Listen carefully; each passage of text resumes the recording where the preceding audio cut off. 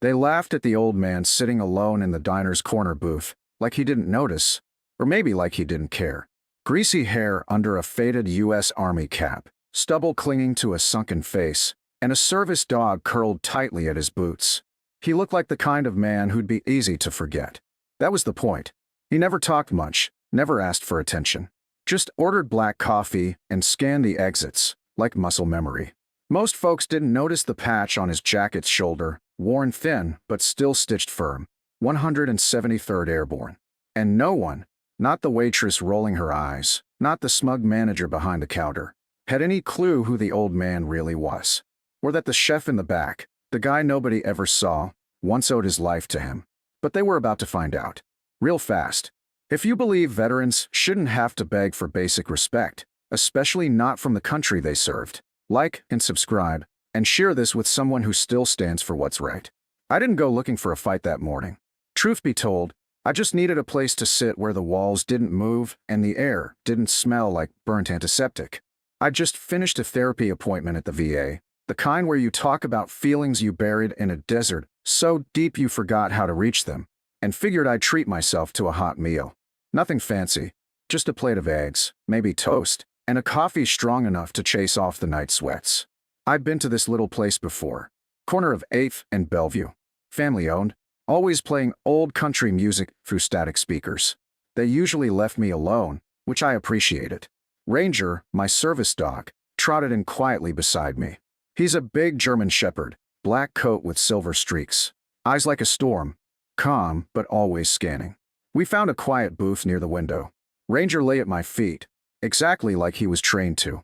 I was halfway through reading the laminated menu when the waitress came over. She couldn't have been older than 20, maybe 21. Blonde bun tied tight, fake nails clacking on the notepad, eyes scanning me like I was something scraped off the bottom of a boot. "Sir," she said, putting way too much bite on the word, "we don't allow pets in here." I glanced down at Ranger, who hadn't moved a muscle. His vest was clearly marked, "Service dog, do not distract." I kept my tone calm. He's a PTSD service animal. Registered.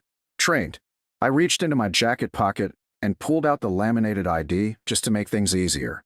She didn't even look at it, just rolled her eyes and muttered, "Yeah, and I'm the Queen of England." Then she turned and called out loud enough for half the diner to hear.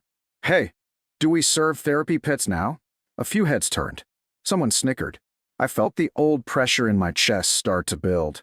Tight, like being back inside the wire, when someone says something that might get you or your men killed. But I breathed through it. Ranger nudged my leg gently, grounding me. I asked to speak to the manager, hoping that would end it. He came out a minute later, wiping his hands on his apron, already annoyed. He looked like a man used to being right by default. "Sir, you'll need to leave the dog outside or take your order to go," he said flatly. "We don't allow animals inside. Health code." I explained, again, that Ranger was a certified service dog. I even offered to show paperwork from the VA. He cut me off. "Look," he snapped, "we can't make exceptions for every old guy with a story.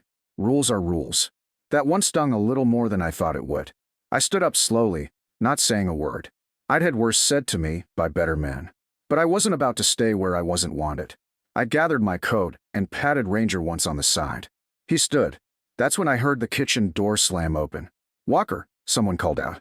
The voice was low but sharp, like it hadn't been used in a long time, but still carried command. I turned, and there he was.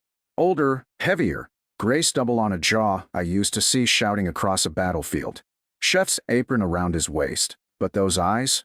I'd know those eyes anywhere. "Captain Doyle?" I asked, stunned.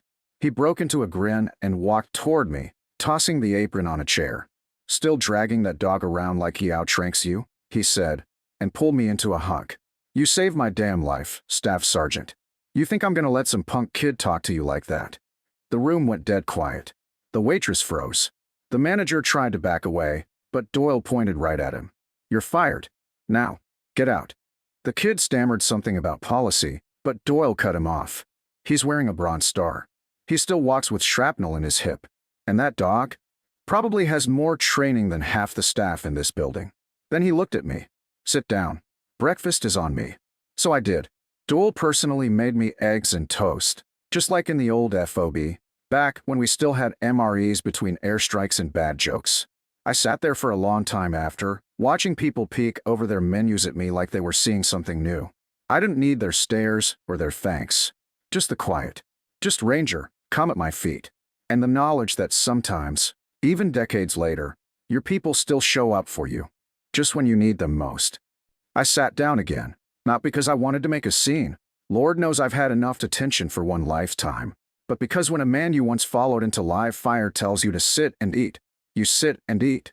Captain Doyle, well, he's retired now, but in my mind he'll always be Captain. Went straight back into the kitchen like it was still a combat zone, barking orders to the staff with the same clipped voice he used to use when calling in coordinates.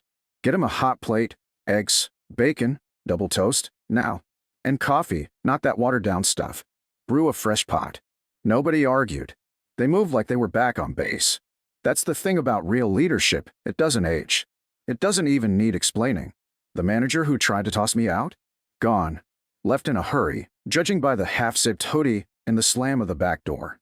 The waitress lingered a little longer, tried to look busy, face redder than a stop sign. She kept glancing my way like she wanted to say something, but no words came. I didn't care. I wasn't angry, not really. I'd seen what anger becomes when it lives too long in a man. It hollows you out. Turns you into something sharp and joyless. That's what the therapy's for. That's what Ranger's for. He sat at my feet, relaxed but alert, eyes flicking between every movement in the room like he was still patrolling. I reached down and scratched behind his ears. You did good, bud, I whispered. As always. The food came out quick. Doyle didn't let anyone else touch it. Carried it out himself like it was an honor detail. He set it down in front of me, then pulled out the chair across the table and sat down with a grunt. You always did know how to make an entrance, he said with a half-smile. I shook my head. Didn't ask for it. He laughed. You never did. For a while we just talked. About the guys. About who made it, and who didn't.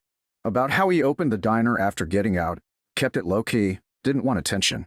He'd been working the kitchen ever since his cook quit 3 years ago. Said it helped keep his hands busy and his mind quiet. Didn't know you were still local, he said. I figured you moved out west. I nodded. Tried. But the heat got to me. Too many memories. Desert winds still sound like incoming sometimes. He understood. Of course he did. We shared that look, the one vets give each other when no words are needed. That's when the door opened again, and I thought it was over. But no. Another surprise. A young man in scrubs, probably from the VA clinic, walked in and spotted me. He paused, gave a short nod, then approached Doyle and said, You mind if I say something? Doyle nodded. Go ahead. The kid turned to the whole diner, which had gone mostly quiet by then, and cleared his throat. I just want to say this man saved 2 of my patients from suicide last year. He volunteers at the VA every Wednesday. Rings Ranger, sits with guys too far gone for words. Just sits with them. And they talk. Eventually. The kid looked at me and smiled. You probably don't remember me, but you helped my uncle. He was on the edge, and now he's 3 years sober. A few people in the diner put their forks down. One woman dabbed her eye. The waitress sat on a milk crate in the back hallway, hands clenched in her lap. I didn't know what to say, so I just nodded. Doyle stood up then, pulled something from his back pocket. You mind if I show them? He asked. I shrugged. Sure. It was a photo.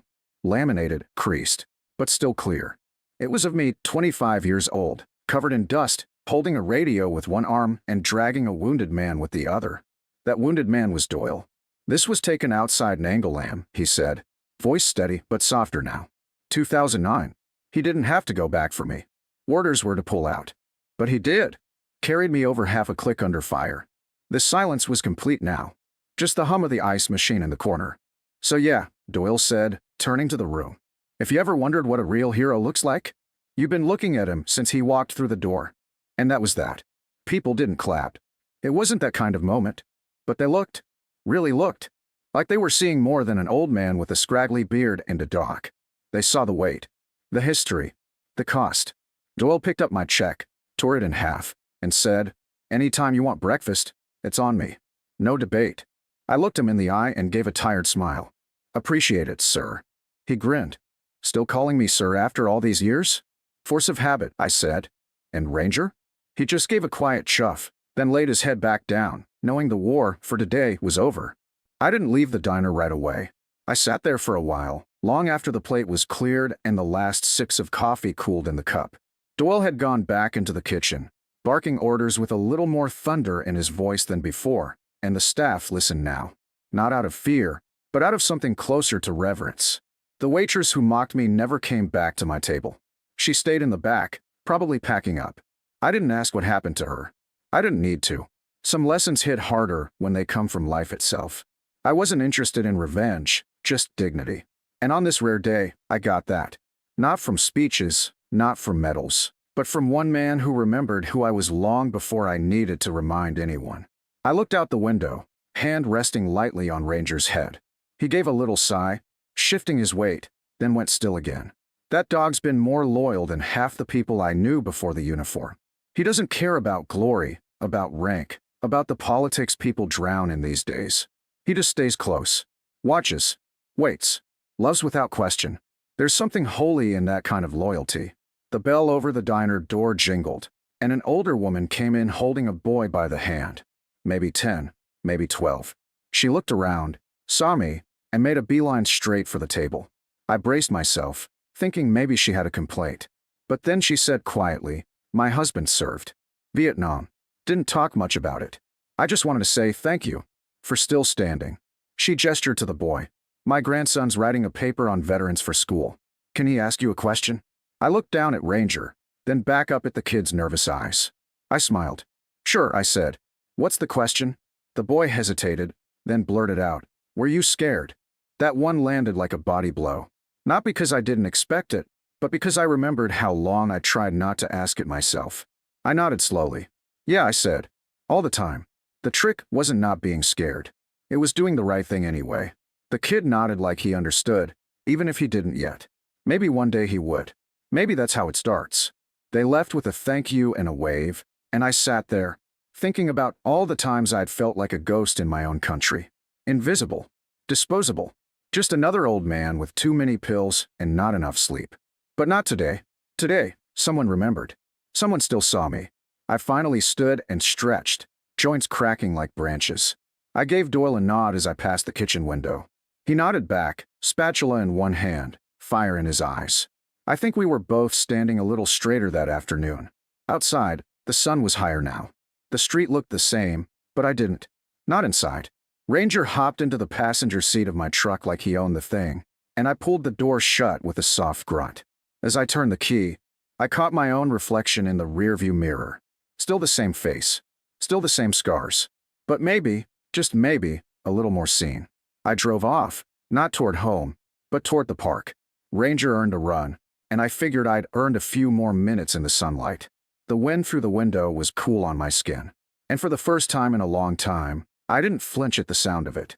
Because some days, the war really does end. Even if just for a while.